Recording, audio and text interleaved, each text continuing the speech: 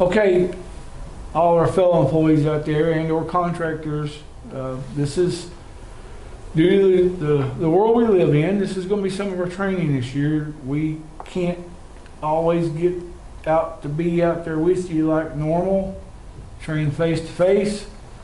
So we're going to use, we have Tim the cameraman and his production staff back there. We've made some professional videos. Our own, we've about wore out three finger Joe, so we're doing our own now this year, and hopefully you'll enjoy it and realize that we're still thinking about the safety of our employees out there. We just have to do it a little different way because of the times we live in, and soon it'll be over with and we'll be back face to face. Thank you all. And we're going to talk about the CRH life-saving rules, which is what we all should go by every day. And with us today is Jeff Withrow, our leader in safety with the region, and my left and half right hand Chase over here. So with that, we will get started and do a panel discussion of what the life-saving rules means to our company, our safety culture, and our people. Yeah, the life-saving rules have really been in place since 2009. They were formerly called the Fundamentals for Fatality Elimination, which is a mouthful to say. We went through a rebranding a year or so ago, made the change to life-saving rules. There are 14 rules, and like JL said, they are really the foundation of our safety process. Risk assessment, we'll start with the first one. Risk assessment, we always like to say, is number one for a reason. If we do risk assessment well, everything else typically does fall right into place. Just a couple bullet points on risk assessment. I'll lead us off here. Each company must have a policy in place, and it must be communicated to all locations. And policies must specifically address non-routine tasks, work carried out by contractors and temporary employees, construction work, off-site procedures. And you must have documented requirements for the policy, training, and implementation. And it must be accessible too. Right. And it's very important that we do risk assessment on every part we do. And I know sometimes in the morning we use the track forums to get the day going with the toolbox talks, but risk assessment comes in really important for the non-routine task, and we will get into some of those as part of the life-saving rules of rigging and some of the traffic control issues and all those, and especially every time that whatever mode of work that we're doing, it takes a change, whether the job causes it or the circumstances cause it. Everyone should stop and do another risk assessment because the hazard may have changed. And it's very important to communicate that with all employees, contractors, truckers, or anyone involved in it, and to document those changes. We sort of take advantage of, we've been doing track forms a long time. Everybody does them in their head for the most part, but on the really more dangerous jobs where something serious could happen, we need to make sure that we're doing extra risk assessment on those, or as the conditions change or the mode of construction or the work that we're doing changes. It basically allows our employees to go in with an idea of what to expect, so they're not blindsided by unexpected circumstances that could put them in danger, basically, that they're not aware of. And as we talked yesterday, it gives us an opportunity, if something were to go wrong, we sort of have a pre-plan of what to do if something breaks or there's a problem, that we may fail, but we fail safely. That's a new concept that we'll be adding to this. Jeff might want to.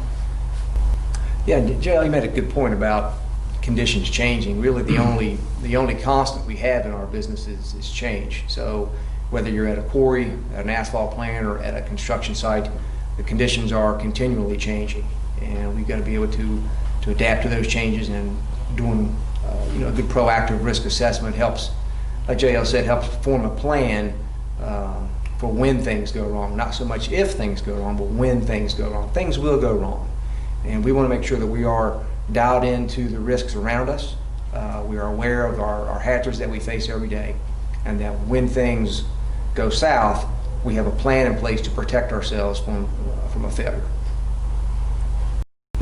And going back to our safety motto, if you see something, say something. And if you get to that point, we see something, we need to say something, then that's a risk assessment. We pull up the track form and we ask all those what if questions at that point in time, at any time during the job, and every employee has that ability to do that.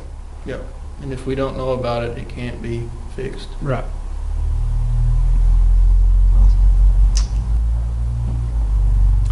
The second life-saving rule is equipment safety, and much like risk assessment, it talks about each location must have a site transport rules in place that address at a minimum vehicle pedestrian segregation. So how do we keep our people on the ground segregated or separate away from moving equipment, whether that's over the road trucks or pickup trucks or equipment? There has to be a mechanism in place to separate our folks on the ground from moving equipment.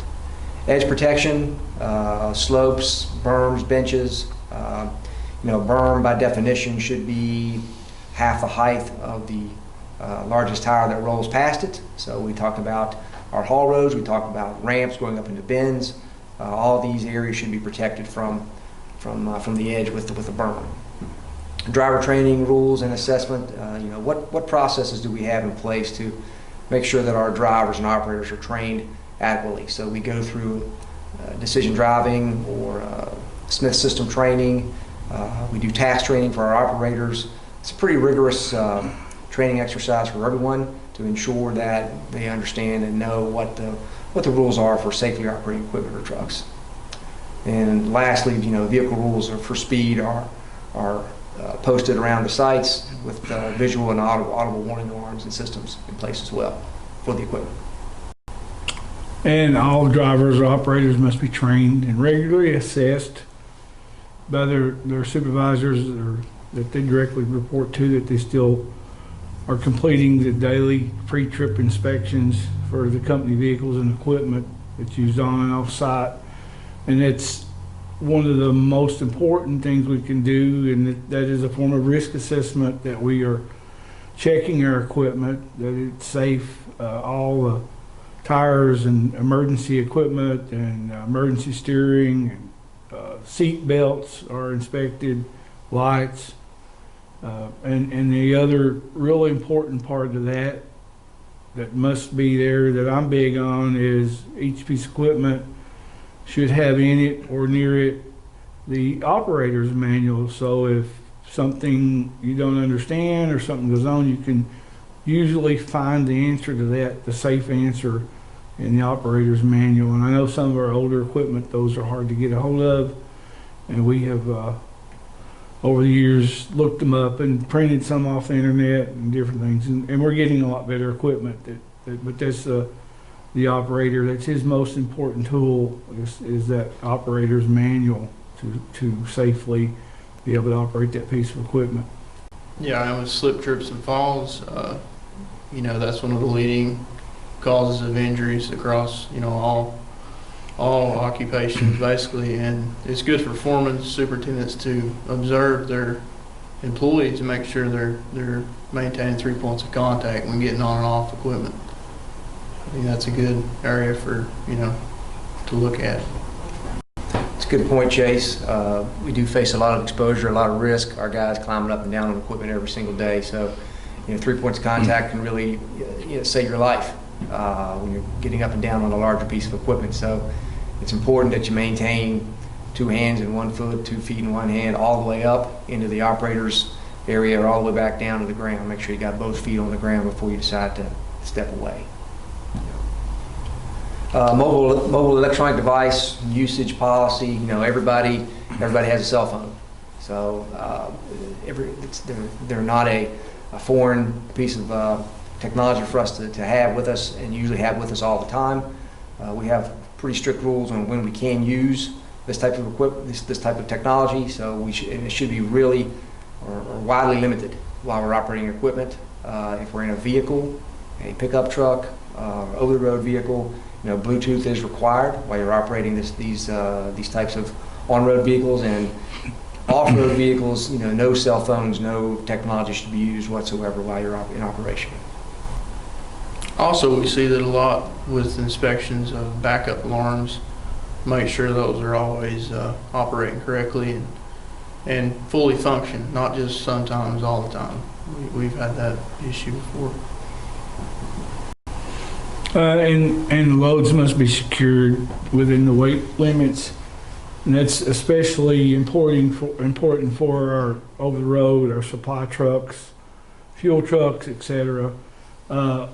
Really important in the quarries. That's where the operator's manual comes back again. If you are operating on steep grades, depending on the model equipment, there's some grades with the weight that truck can haul that they're not designed to use. That's a big issue with MSHA. We've dealt with it before, of making sure we have the right truck to haul from the pit to the plant to the stockpile, etc. in some of the grades, and that comes directly from the operator's manual of the grades it can operate on safely. Plus our over-the-road trucks that's out here on the highway, we want to make sure that everything is secured, that we're not losing anything. No one wants something to fly off their supply truck or lowboy and hurt somebody, the public out here, or lose a large piece of equipment. And we do our due diligence, and that's part of your inspection. I know we do a pre-shift inspection before we take off with the lowboy, but once it's loaded, they should do another pre-shift of making sure everything is secured, as well as our supply trucks with the signs and all equipment and cones and stuff that we have to use, that they're not going to come off during transit, and more especially if we were to have an accident, that those don't become projectiles and hurt innocent people or yourself. And then seat belts, we know those save lives. They're there that's your last, if you have an accident, that's your last resort of being able to walk away from it, not being severely injured. And we tend to sometimes, we're just going a little ways. Some people don't put it on, but that's usually when you have the accident, is in the short distance. And most accidents, if you look at the national average, people driving, most of the time they're within a mile of their home. A lot of those accidents, and sometimes they don't put the seatbelt on. I've seen many of side-by-side people do that as fun, and they don't put their seatbelt on and they get hurt. If you got your seatbelt on, it'll keep you in the cab and keep you from going through the windshield if something goes wrong, and it will. Just a matter of time. You're right. I think each of us up here could have a seatbelt story of some form or fashion. JL makes a great point. As you know, they are our last line of defense in the event of an incident. You know, when an incident happens.